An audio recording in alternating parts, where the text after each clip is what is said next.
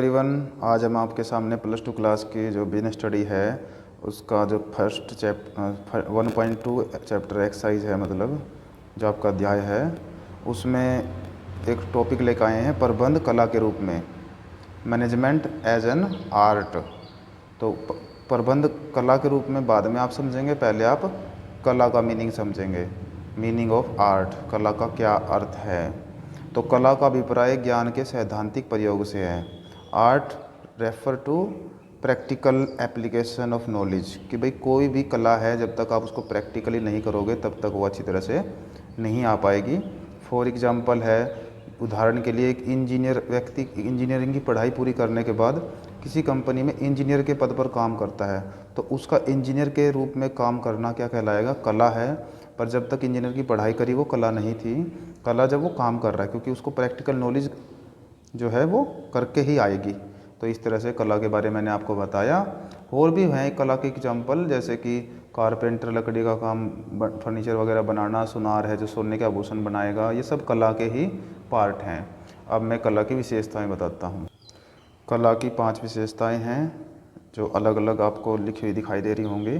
तो इसमें से मैं एक करके सभी विशेषताओं को बता रहा हूँ, जिसमें से सबसे पहली है कि व्यक्तिगत कुशलता, पर्सनल स्किल, कि जो एक इस संदर्भ में बताया गया प्रबंध एक कला तो है, पर क्योंकि संस्था के उद्देश्यों को प्राप्त करने में आने वाली अनेकों समस्याएं होंगी, तो प्रबंधक अपने व्यक्तिगत चातुर्य, मतलब खुद के इंटेलिजेंसी से वो उस चीज़ को सुलझाएगा, विचार करेगा, निर्णय लेगा, समझबूझ के हिसाब से वो अपने गुणों का प्रयोग करके अलग अलग मात्रा में वो कंडीशन जैसे भी होगा मतलब सुलझा देगा।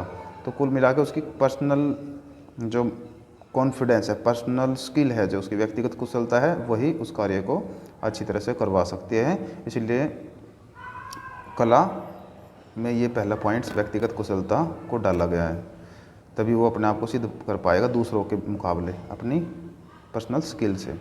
उसके बाद सेकंड पॉइंट है व्यवहारिक ज्ञान, प्रैक्टिकल नॉलेज, कि कला व्यवहारिक ज्ञान की ओर संकेत करती है कि भाई कोई भी कार्य है जब तक हम उसको प्रैक्टिकल नहीं कर पाएंगे तब तक उसकी हमें नॉलेज नहीं होगी। तो एक कला की विशेषताएं, जो प्रबंध की कला हैं, उसकी एक विशेषता ये बन जाती है कि वो व्यवहारिक ज्ञान, प्रैक्टिकल नॉलेज भी उसके पास उस काम की होनी चाहिए जिस चीज़ को वो करने जा रहा है, तभी वो उसको कुशलता और प्रभावी ढंग से कर पाएगा, लागू कर पाएगा।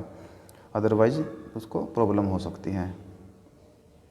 उसके बाद है तीसरा पॉइंट है जो आपका, वो है सार्थक परिणाम प्राप्ति धारणा, मतलब कि कंसरेट रिजल्ट ओरिएंटेड अप्रोच, मतलब कि जो सार्थक परिणाम जो हम चाहते हैं, जो होने वाला वो नहीं, जो हम चाहते हैं रिजल्ट। जैसे कला का आधार क्या है? सार्थक परिणाम को प्राप्त करना, मतलब हम जो चाह रहे हैं रिजल्ट वो आना चाहिए, जो आएगा वो नहीं आना चाहिए।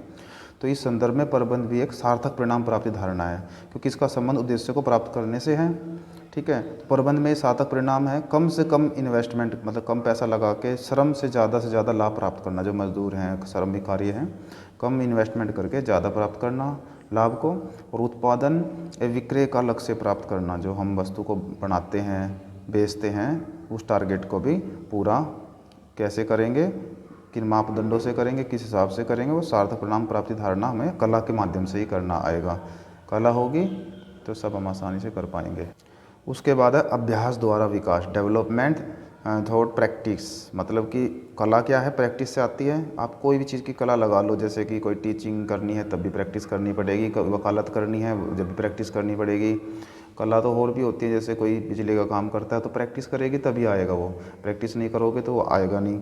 तो इसमें भी इसी तरह से बताया है कि जिस प्रकार कला को लगातार अभ्यास से सुधारा जा सकता है, ठीक उसी प्रकार प्रबंध की कुशलता भी अभ्यास और अनुभव से ही सुधरेगी।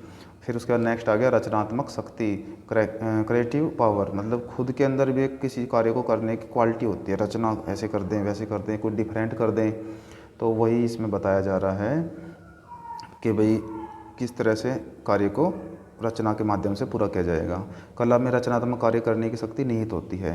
इसी प्रकार प्रबंध में भी प्रभावशाली रचनात्मक कार्य कला का गुण होता है, जो प्रबंध करने के लिए होता है ना, प्रबंधक मतलब उसके अंदर।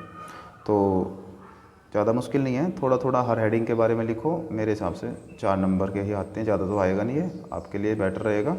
तो इस तरह से आपने ये कंप्लीट कर लिया आपने कि कला किसे कहते हैं, और इसकी आपने विशेषताएं पढ़ी। हेडिंग्स को लिख के देखें, आपको ज़रूर याद हो जाएगी। Thank you.